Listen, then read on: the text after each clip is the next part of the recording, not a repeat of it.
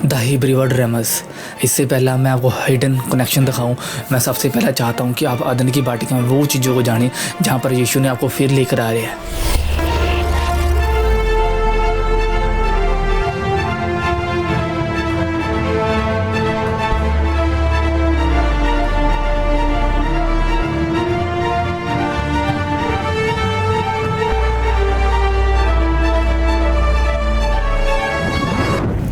Praise the Lord, praise the Lord, praise the Lord. Welcome in new beginning church.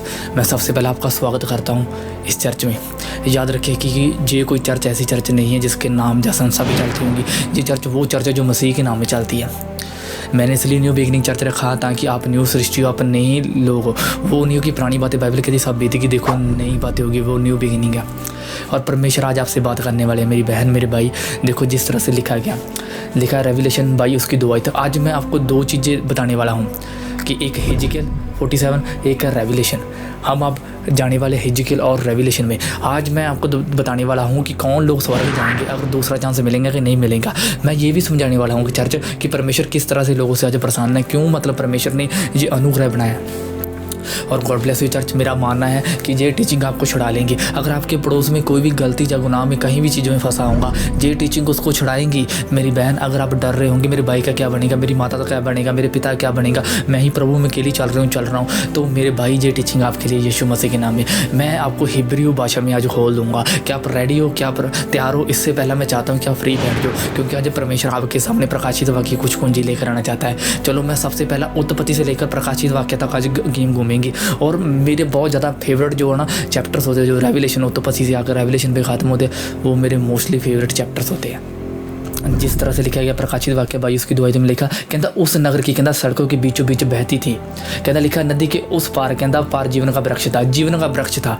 कहता लिखा उसे 12 प्रकार के फल लगते थे, कहता और हर महीने फलता था। कहता उस वृक्ष के पत्ते की जाति जाति लघु चंगे हो जाते थे।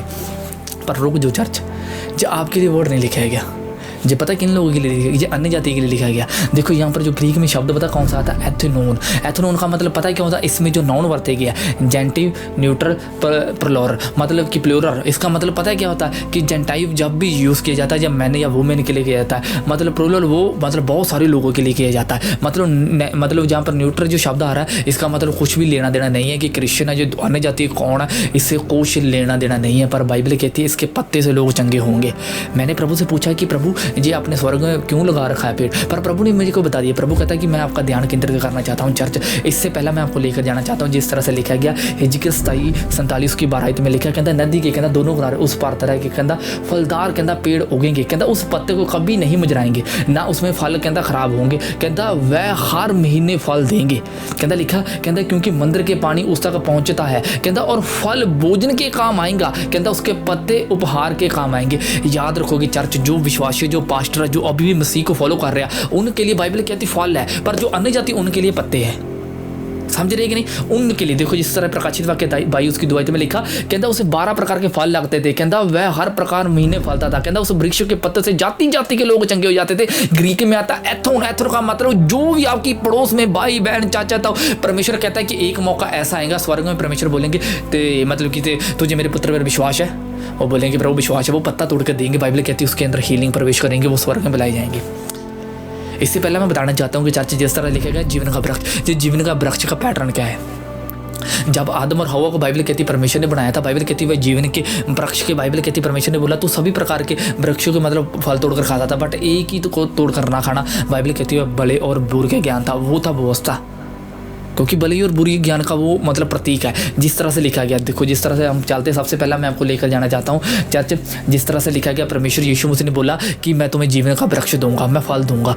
आपको फल मिलने वाला, अन्य जातियों को पत्ते मिलने वाले जो यीशु को नहीं फॉलो करते।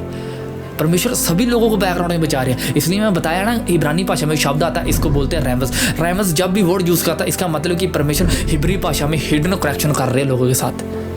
इस तरह से हो रहा है चर्च, आज भी होगा, आने वाले दिनों में भी होगा। जिस तरह से लिखा गया प्रकाशित वाक्य 2 की 7 में लिखा, कहता जिसके कान है वह सुन ले आत्मा कलीसिया से क्या कहता। कहता जो जय पाए, ध्यान से समझो, कहता जो जय पाए, कहता उसके जीवन के पेड़ में, कहता जो परमेश्वर के स्वर्ग को फल खाने के दूंगा। जहाँ पर फल शब्द आ गया वहाँ पर पत्ते थे।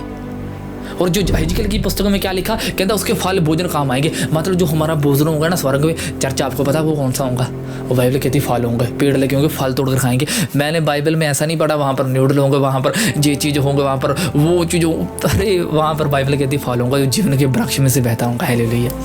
वे परमेश्वर देंगे। बाइबल कहती है वे पवित्र मंदिर से वक्त है। बाइबल कहती है पूर्व की ओर जिधर से सूरज निकलता इधर से नदी वक्ती आ रही है, वो आ रही है चर्च, वो आपकी तरफ आ रही है। अगर आपको लगता है वो कोई टेंशन, डिप्रेशन, कोई बीमार है, कोई भी लानत में, कोई भी बीमारी क्यों होगी, परमेश्वर अगर बेटे तो विश्वास में परमेश्वर तुम्हें पत्ता तोड़ कर देंगे तो चंगा हो जाएंगी, चंगी हो जाएंगी। अगर तो विश्वास में तकड़ा, परमेश्वर तुम्हें फल देंगे जिसके अंदर जीवन, बहुत सारी लाइफ है यीशु मसीह के नाम में। और देखो बाइबल कहती है यीशु ने बोला मैं तुम्हें वो फल दूंगा। और देखो मैं आपको समझाना चाहता हूँ कि परमेश्वर ने क्यों बोला कि मैं तुम्हें फल खाने के दूंगा। अगर आप देखेंगे ये वृक्ष, बाइबल कहती वो वृक्ष जहाँ से आदम और हवा को निकाला गया था, पर जिस तरह से लिखा गया उत्पत्ति 2 उसकी 9 में लिखा, कहता और जो हवा परमेश्वर ने कहता भूमि के सब बातों, कहता वृक्ष को देखने में मनोहर है जिसका फल खाने से अच्छा है, कहता उगाया, कहता वाटिका के बीचों बीच, कहता जीवन का वृक्ष था, कहता और भले बुरे का ज्ञान का वृक्ष भी लगाया था। बाइबल कहती उन लोगों ने ना सभी पेड़ों को छोड़कर उन्होंने भले और बुरे को ज्ञान को उठाया, जो आज भी चर्च हो रहा है। लोग पाप को भी समझ रहे हैं, परमेश्वर को भी समझ रहे हैं। मैं चाहता हूँ कि चर्च आप एक चीज़ को समझो, क्योंकि बाइबल कहती है एक नौकर 2 माल कोई सेवा नहीं कर सकता। आप ऐसे नहीं कह सकते कि प्रभु मैं तेरी सेवा कर रहा हूँ, मैं पाप की तरफ फोकस करूँगा। परमेश्वर आपके पाप को नहीं देखते, परमेश्वर चाहते हैं सिर्फ अनुग्रह को। देखो यहाँ पर लिखा गया आप कहना बुरे और ज्ञान का, बाइबल कहती है जैसे तोड़कर खाया वहाँ से जीवन के वृक्ष से परमेश्वर ने उन्हें निकाल दिया। क्या परमेश्वर की जो मंशा थी? नहीं थी। बाइबल में अगर बार बार पढ़ेंगे, मैंने बाइबल में पढ़ा, बाइबल कहती है उनको निकाल दिया गया। बाइबल कहती है कि पूर्व की और रक्षा करने के लिए 2 स्वर्गदूतों को ठहराया गया। परमेश्वर ने क्यों ये चीज़ ठहराई सी? परमेश्वर आप फिर से आनंद की बाटिंग में आपको लेकर आ रहा है चर्च। जो बाइबल कहती है उत्पत्ति से, बाइबल कहती है जब जीवन का वृक्ष था ना, अगर आप और भी चैप्टर पढ़ेंगे, अब मैंने एक चीज़ लिख रखी थी जी, तो मैंने आपको उत्पत्ति 2 उसकी 9 बताई है ना। अगर आप ध्यान से इसके और भी ज़्यादा प्रकाशन में जाएंगे, बाइबल कहती है कि प्रभु ने उसे निकाल दिया ताकि जीवन के वृक्ष का वहाँ मतलब तोड़ कर ना खा जाए। इसलिए बाइबल कहती है उसने एक 5500 साल की भविष्यवाणी ठहरा दी चर्च। और 5500 साल की भविष्यवाणी पता कौन सी थी? आप अगर यीशु का जन्म लेकर है ना, सॉरी मतलब पैदाइश से लेकर जहाँ से धरती बनी है और यीशु का जन्म जब 55 साल की भविष्यवाणी बनती है, तब बाइबल कहती है कि लोगों को फिर फल मिलने वाला, फिर से वो जीवन का वृक्ष मिलने वाला। चर्च जो गुड न्यूज़ है, जो गॉस्पल है आपके लिए। अगर आप हारी हुए, अगर आप लानत, आप शर्मिंदगी है, मैं आपको बताना चाहता हूँ कि जो अनुग्रह है वो परफेक्ट लोगों के लिए नहीं है, वह उन लोगों के लिए जो टूट चुके हैं, जो हार्ट ब्रोक है, जो कहते हैं कि प्रभु मेरा क्या बनेगा। परमेश्वर तुम्हें प्यार करते हैं। बाइबल कहती है जो जय पे, आपको पता है जय प्राप्त करने वाला कौन है? 1 यूहन्ना में लिखा, बाइबल कहती है कि जय प्राप्त करने वाला हमारा विश्वास है। हमारा विश्वास जो ये मानता है कि प्रभु यीशु मसीह परमेश्वर का पुत्र है। आपने अगर ये बोल दिया, बाइबल कहती है तुमने जय प्राप्त कर लिया, आपको फल मिल जाएगा। और सेकंड चीज़, अगर आपका कोई पड़ोस में नहीं कोई प्रभु को जानता होगा, उससे पत्ते मिलेंगे। बाइबल में बयान करती हैं जाति जाति के लोग। ये गॉस्पल है। कई लोग कहते हैं कि पास्टर जी आप कहाँ से ये सरमन निकाल रहे हो? मैं भी बाइबल को पढ़ता हूँ, मैं भी बाइबल को फॉलो करता हूँ। तुम बाइबल को फॉलो करो, तुम ना लहू और मांस के पीछे भागो, तुम आत्मा के पीछे भागो, तुम्हें पता चलेगी कि परमेश्वर की विल कॉलिंग क्या होती है, परमेश्वर किस तरह से बात करते हैं। क्या आपको पता है कि बाइबल कहती है जब यीशु मसीह जी उठा था, अगर आप पढ़ेंगे यूहन्ना 21 की 12, बाइबल कहती है उसने भोजन किया था, पत्ते निकलाए थे भाई। जिस तरह लिखा गया यीशु ने उसे कहा आओ हम भोजन करें, आओ हम भोजन करें, आओ चर्च हम भोजन करें। कहता लिखा चेलों ने से कहा किसी ने सांस ना हुआ, कहता चेलों में से किसी को सांस ना हुआ कि उससे पूछे तू कौन है? कहता क्योंकि वह जानते हैं कि वह प्रभु है, युद्धवावे यहोवे है। और प्रभु बाइबल कहते हैं उनके साथ भोजन किया। जब यीशु मसीह जी उठा तो किसी ने उससे कुछ नहीं किया, उसे पता था ये प्रभु है। प्रभु जब आपकी ज़िंदगी में कुछ काम करते हैं ना, आपको फील होता है। कई यार मेरे साथ ऐसे मिरेकल्स होते हैं, मैं कहता प्रभु जी मैंने किया नहीं है, ये आप हो जी, आप मैंने प्रेयर ही नहीं की थी इस विषय में जी, अनुग्रह है आपका।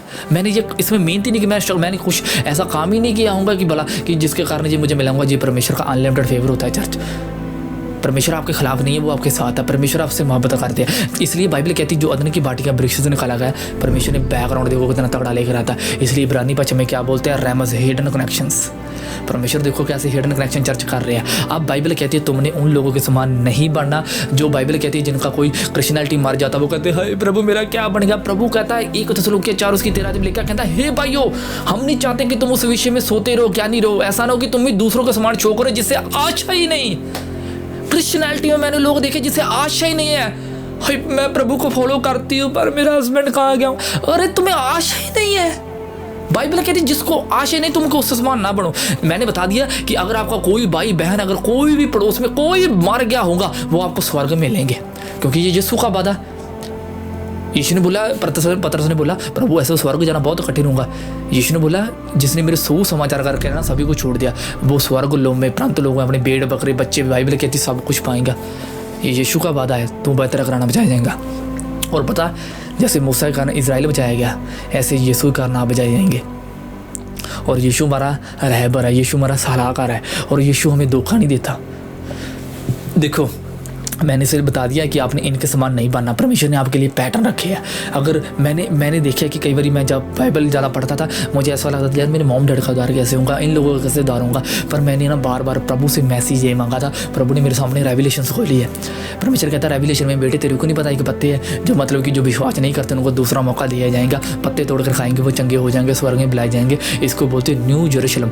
बाइबल कहती है कहाँ से कोई भी सूरज ना होगा, जो स्वर्ग होगा पृथ्वी होगा, 70% पानी खत्म, 70% पृथ्वी पानी खत्म। फिर बाइबल कहती है कहाँ से परमेश्वर आएंगे और आपसे मोहब्बत करेंगे, जहाँ पर रहेगा कहाँ से कोई मृत्यु दर्द शोक कोई नहीं होगा। चर्च, अब ये बताओ कि बैड न्यूज़ है गुड न्यूज़ है। इसलिए मैं चर्च में आपको बताना चाहता हूँ, बैड न्यूज़ का प्रचार नहीं करता, क्योंकि मैं प्रभु यीशु मसीह की ज़िंदगी को जानता हूँ। यीशु बहुत भले है। बाइबल कहती है देखो वो कितना भला था, सब दुष्ट आत्मा के जितने स्थायी थे उसे निकालता और चंगा करता फिरता था। प्रेरितों से काम 10:38 में लिखा। और आप कहते हो कि प्रभु ऐसा कर ही नहीं सकता, भलाई कर नहीं सकता। अगर ये हिडन भलाई है, जो रहमत शब्द वर्त है, हिडन कनेक्शन है, ये तुम्हें पता ही नहीं था। इसलिए मैं कहता हूँ कि आप ज़्यादा अनुग्रह की टीचिंग को सुनो, तुम्हें नॉलेज मिल सके, तुम्हें अनुग्रह के लोगों के साथ टाइट उन तक बचाओ, ताकि अनुग्रह इतना आ गया आपकी वजह से मसीह का नाम महिमा पाए। और देखो बाइबल कहती है तुमने उसके समान नहीं बनना। अब मैं आपको समझाना चाहता हूँ। बाइबल कहती है कि जैसे पाप की दशा है ना, जैसे एक मनुष्य पाप ही कर रहा है वो जीवन के वृक्ष से निकाल दिया। बाइबल कैसे ऐसे अनुग्रह की हरगिज़ नहीं है चर्च। जिस तरह से लिखा गया रोमियो 5 उसकी 15-17 आई तो में लिखा 15-17 कहता लिखा कहता जैसे अपराध की दिशा वैसे अनुग्रह के प्रदान की नहीं। कहता क्योंकि जब एक मनुष्य के अपराध के बहुत लोग मरे। देखो मैंने ना क्रिश्चियनिटी में लोग पता क्या देखे, वो कहते मेरी पाप की वजह से दुनिया पाप। अरे तेरी पाप की वजह से थोड़ी पाप फैल रहा है। जहाँ पर लिखा गया एक मनुष्य के अपराध के कारण, एक मनुष्य कौन था? वो आदम, हवा, वो ही था, हवा थी। अगर वो फल ना खाता हम ना मरते, वो ना मरता हम ना मरते, वो ना पापी होते हम ना पापी होते। हमारा शरीर हमारी माँ के गर्भ से नहीं मिला, ये मिला है हमें आदम से, हवा से। इसलिए हम मनुष्य कहा गया, इसलिए हम आदम कहा गया। याद रखिए बाइबल कहती है ना जैसे अपराध की दशा वैसे अनुग्रह का वरदान की नहीं है चर्च। अगर आप कहते हैं कि पास्टर जी मेरे से गलती होगी, प्रभु, अरे बेटे प्रभु तो ये को दंड दे नहीं रहे, तो खुद ही दंड दे रहा है अपने आप को।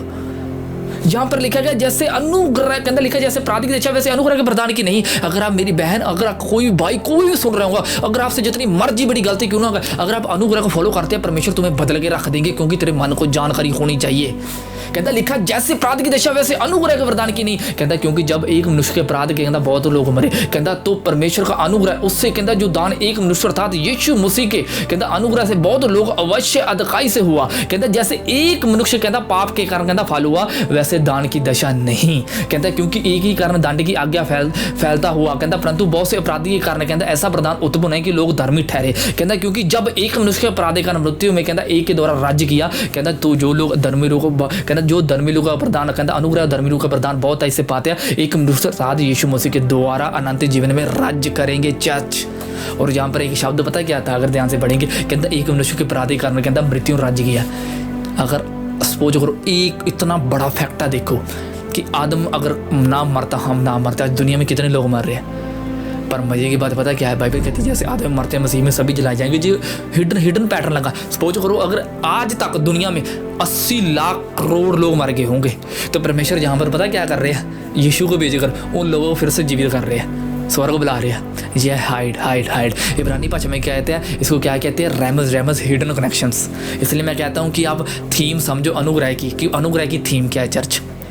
और बाइबल क्या कहती है, जिस तरह से लिखा गया रोमियो 5 उसकी 21 में लिखा, कहता है कि जैसे पाप ने मृत्यु फैलाते हुए राज्य किया, कहता है वैसे ही हमारे प्रभु यीशु मसीह के द्वारा अनुग्रह अनंत जीवन में धर्मी कहता है धर्मी ठहराने के राज्य करे यीशु मसीह के नाम में। और मेरी प्रेयर है, मेरी दुआ है, मैं जानता हूँ कि बहुत सारे लोगों का जो मन का क्वेश्चन वो हल हो होगा। और परमेश्वर तुम्हें प्यार करते हैं। देखो बाइबल कहती प्यार इसमें नहीं कि हमने उससे प्यार किया, बाइबल कहती प्यार इसमें है कि उसने हमसे किया। हिडन कनेक्शंस, परमेश्वर ने इतना बड़ा बैकग्राउंड आपके लिए रखा था चर्च। और मैं दुआ करता हूँ यीशु के नाम में जितने लोग बीमार, अगर कोई भी किसी भी हालत में क्यों ना होंगे, बाइबल कहती है यीशु की देह में मसा निकलता था, यीशु को लोग टच करने तरसे थे, क्योंकि बाइबल कहती है उसके अंदर से बाइबल कहती सामर्थ्य प्रवेश होती थी, निकलती थी, और यीशु के नाम में वो तुम्हें टच करने वाली है। और मैं एक देख रहा हूँ, एक भाई को देख रहा हूँ, वो बहुत दिन से ना काम को लेकर डिप्रेशन में है। वो कहता है मेरा लोन नहीं उतर रहा है, मेरा कैसा बनेगा अपोस्टल जी, आप समझ नहीं रहे। परमेश्वर का अनुग्रह तेरे तक आ रहा है। मैं बताया जैसे पाप की दशा वैसे अनुग्रह की प्रदान की नहीं है, जैसे तुम सोच रहे वैसे अनुग्रह की प्रदान की नहीं। जब अनुग्रह तेरे पे आ रहा है तुम बदल जाऊंगा यीशु मसीह के नाम में। और मैं एक बहन को देख रहा हूँ, उसके पेट में कुछ प्रॉब्लम है। वो मतलब कह रही है कि अपोस्टल जी मेरे समझ नहीं लगा, मैं रिपोर्टें भी करे तो मुझे समझ नहीं, रिपोर्टें में कुछ नहीं आ रही। मेरी बहन जी तेरी शक आत्मा था, जो शक ने तेरे अंदर डर पैदा किया और डर ही जे तेरे अंदर बैठ गया, जिसके कारण तू ये चीज़ कर रही है। और परमेश्वर का आत्मा तुम्हें हील कर रहा है, वो हर प्रकार की इविल स्पिरिट को निकाल रहा है यीशु मसीह के सामर्थ्य नाम में। और मैं ऐसी चीज़ें देख रहा हूँ कि बहुत सारे लोग हैं जो मतलब फ़ौरन जाना चाहते हैं, जो प्रभु यीशु मसीह की महिमा को फैलाना चाहते हैं और अपने एक छोटा सा प्रॉमिस करना है। याद रखिए कि बाइबल कहती है परमेश्वर अपनी महिमा लेना जानता है। आपने ऐसी गलती नहीं करनी। मैंने देखा है कि लोग पैसा कमाते बाहर पहले आते हैं और एवेंजलिस्ट से उनका बुद्धि यूज़ करके बाद में सेटल हो जाते हैं और प्रभु को भूल जाते हैं, अपने हिसाब से ज़िंदगी चलाते हैं। परमेश्वर ऐसा भी नहीं चाहते आपसे। परमेश्वर आप चाहते हैं कि जब आपका वीज़ा लगेगा अपने प्रॉमिस करना है कि अपोस्टल जी हम वफादारी के साथ आपके पास जाओ, और मिनिस्ट्री जो भी अनुग्रह को फैलाती है हम उनके साथ खड़ेंगे और मदद करेंगे और परमेश्वर के अनुग्रह को आगे लेकर आएंगे। अगर आप ऐसा करेंगे, मैं कह रहा हूँ, लिख के चैलेंज कहता हूँ, इसी साल में, इसी महीने, आने वाले कुछ दिनों में आपका वीज़ा आने वाला यीशु मसीह के नाम है। और बहुत सारे लोगों के लोन जो है माफ़ होने वाले हैं और परमेश्वर एकदम में बदल के रख देगा। जी परमेश्वर हिडन कनेक्शन लगा रहे हैं चर्च और यीशु मसीह के नाम में। मैं बहुत सारे लोगों को परमेश्वर की अनलिमिटेड फेवर को देख रहा, ऐसी बुद्धि के ज्ञान के प्रवेश आत्मा को। मैं ऐसी एक बेटी को देख रहा हूँ, प्रभु की बेटी है, वो बहुत वफादार है प्रभु के साथ। वो एक ही प्रभु से बात मानती है कि प्रभु मैं तेरी गॉस्पेल प्रीचर बनना चाहती हूँ, प्रभु मेरे को समझ नहीं लग रहा है, मैं कभी कभी कंफ्यूज हो जाती हूँ, मेरे साथ कौन खड़ेगा। तेरे साथ प्रभु खड़ा है बेटे, तेरे साथ मसीह खड़ा है। तू बस बोल, परमेश्वर बोलेंगे यीशु मसीह के नाम में, और तुमने कुछ नहीं करना, मसीह करेंगे, बस तुमने खड़ जाना, परमेश्वर काम करेंगे और यीशु मसीह के सामर्थ्य नाम है। और गॉड ब्लेस यू चर्च। अगर आप हमारी चर्च के साथ खड़ना चाहते हैं, आपको बारकोड दिखाया जा रहा है, आप मदद करें ताकि अनुग्रह का प्रचार और ज़्यादा फैल सके। अगर आपको अनुग्रह की टीचिंग ने आपको प्रभावित किया, मैं चाहता हूं कि आप सभी लोगों के पास ये मैसेज भेजिए, अनुग्रह की टीचिंग भेजिए और बुक्स भेजिए, ये मतलब लिंक भेजिए, सिर्फ अनुग्रह पे अनुग्रह कर दे। इसलिए बाइबल कहती है जिसने धर्मी रूह का अनुग्रह का वरदान पाया, एक मनुष्य अर्थात यीशु मसीह के द्वारा राज्य करेंगे। राज्य लोगों का टाइम आएगा, आपका राज्य आएगा चर्च यीशु मसीह के नाम में। मैं God bless you church, praise the Lord.